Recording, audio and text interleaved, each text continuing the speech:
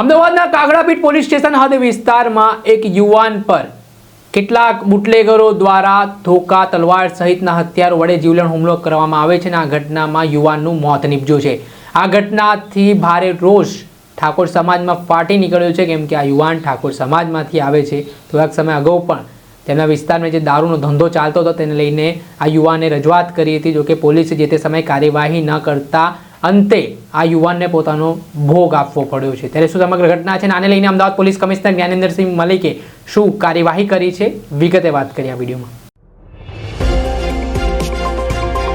નમસ્કાર દર્શક મિત્રો, સ્કાયનેટ મીડિયામાં આપનું સ્વાગત છે। હું છું ફૈઝન। અમદાવાદમાં કાયદા અને વ્યવસ્થાની સ્થિતિ કથળતી હોય તેવી ઘટનાઓ સામે આવી રહી છે। ગુનેગારોમાં આરોપીઓમાં પોલીસનો કોઈ ડર રહ્યો જ ન હોય તેવી રીતની સ્થિતિનું નિર્માણ પણ થઈ રહ્યું છે। અમદાવાદના નહેરુનગર વિસ્તારમાં આધેડની ગોળી મારીને હત્યા કરી દેવામાં આવી છે। જોકે આ મામલામાં અમદાવાદ ક્રાઇમ બ્રાન્ચે આરોપીને ઝડપી પાડ્યો છે।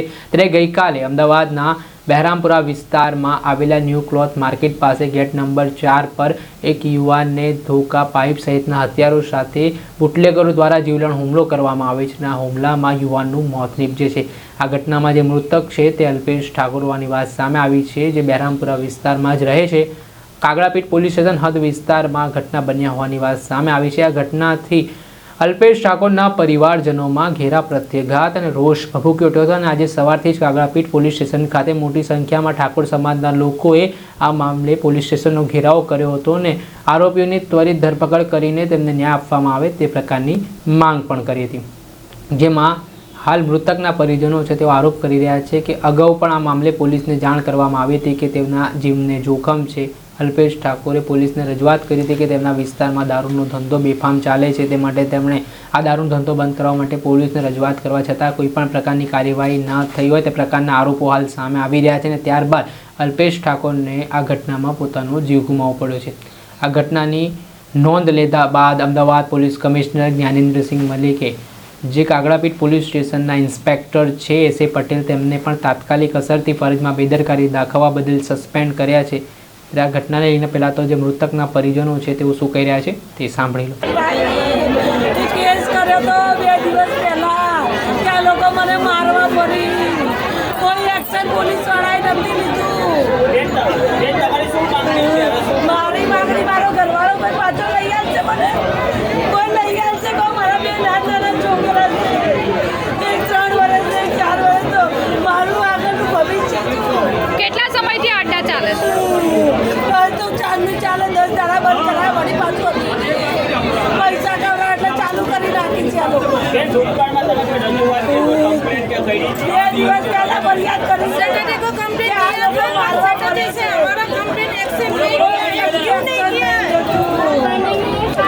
કોઈ એક્શન નહીં લેતું। હવે મરે છે એટલે કે ભાઈ એક્શન લઈએ, 2 પકડાય નથી, 2 તો પકડાય નહીં, તમે શું કરો? કેટલા વાગે કેવી રીતે હત્યા કરવામાં? કાલે રાત્રે 11 વાગે મારી મારા ઘરવાળા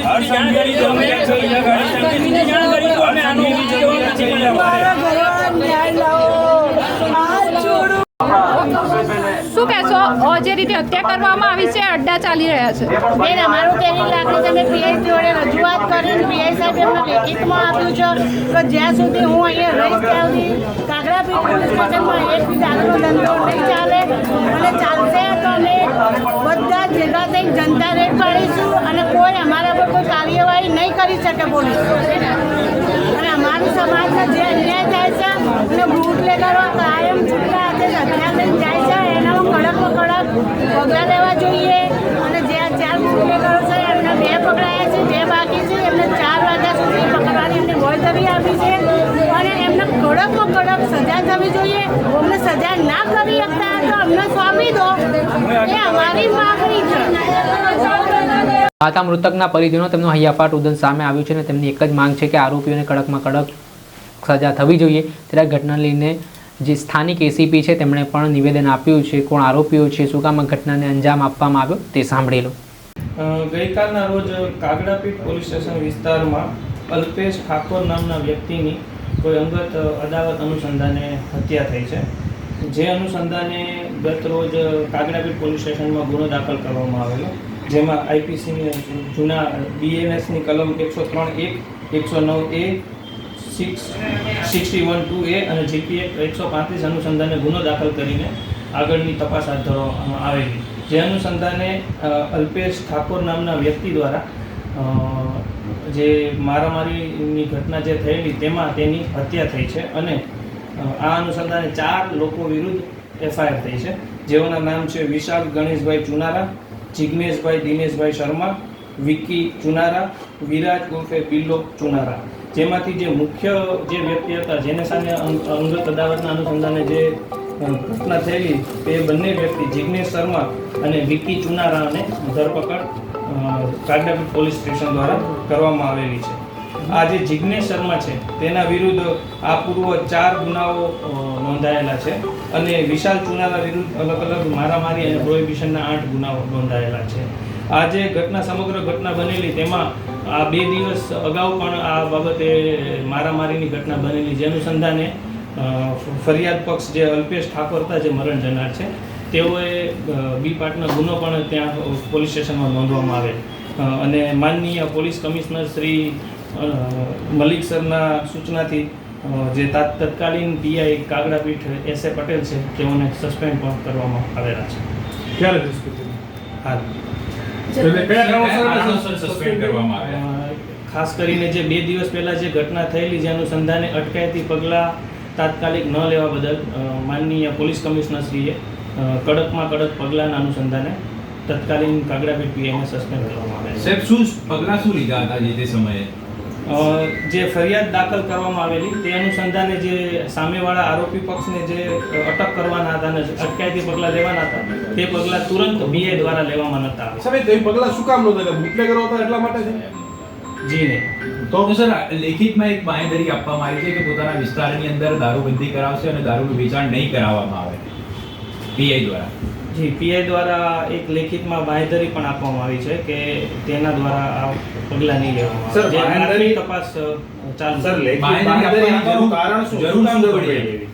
જે હાલ તથ્યના અનુસંધાને પ્રાથમિક તપાસ ચાલુ છે, જે જાણ થયા બાદ આપને એ પણ સર, વિગત મૃતકે આપવામાં. 10 દિવસ પહેલા અરજી કે ફરિયાદ કરી હતી દારૂ નહીં વેચાણ બાબતે. એ આખો મામલો શું હતો? 2 દિવસ અગાઉ એ મૃતક દ્વારા ફરિયાદ કરવામાં, જે મેં આપની પહેલા પણ કહ્યું તેમાં એ તે અનુસંધાને દારૂનું કે અંગત કોઈ અદાવતના આધારે જે ફરિયાદ મારામારી થયેલી તે અનુસંધાને ફરિયાદી જે મૃતક જનાર છે અલ્પેશ ઠાકોર તેઓએ ફરિયાદ કરેલી અને તે ફરિયાદ કર્યા બાદ જરૂરી અટકાયતી પગલાં પીઆઈ દ્વારા ન લેવામાં આવતા જે કમિશનર શ્રી મલિક સર દ્વારા તેઓને સસ્પેન્ડ. નહીં સાહેબ, હું પૂછું એવું શું સાહેબ આપને? હતા સ્થાનિક એસીપી તેમણે પણ આ ઘટનાની વિગતવાર માહિતી આપતા જણાવ્યું કે જૂની અદાવતને લઈને આ વિવાદ ચાલી રહ્યો હતો, જેમાં ગઈકાલે મોડી રાત્રે ધોકા અને તલવાર સહિતના જીવલેણ હથિયારો સાથે આરોપીઓ ધસી આવ્યા હતા અને તેમણે આ ઘટનાને અંજામ આપ્યો છે, જેમાંથી 2 આરોપીઓની ધરપકડ થઈ છે, જ્યારે 2 આરોપીઓ ફરાર છે. ધરપકડ થયેલા આરોપીમાં જિગ્નેશ શર્મા અને વિક્કી ચુનારા નામના આરોપી ઝડપાઈ ચૂક્યા છે, ત્યારે વિશાલ ચુનારા અને વિરાજ ચુનારા આરોપી હાલ પોલીસ પકડથી દૂર છે. તેમને પકડવા માટે પોલીસે અલગ અલગ ટીમો પણ બનાવી છે. દર્શક મિત્રો, સ્કાયનેટ મીડિયાને આપ લાઇક કરો, સબસ્ક્રાઇબ કરો અને શેર કરવાનું ભૂલતા નહીં.